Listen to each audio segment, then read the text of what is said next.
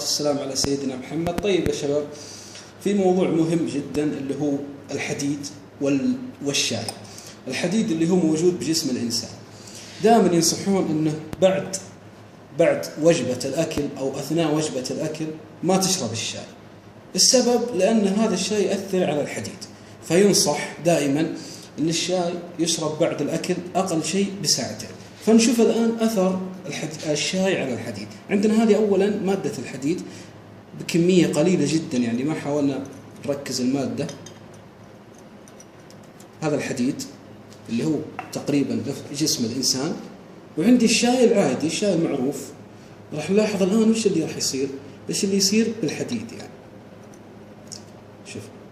شوف سبحان الله الأثر الكبير للشاي على الحديد اللي بجسم الإنسان.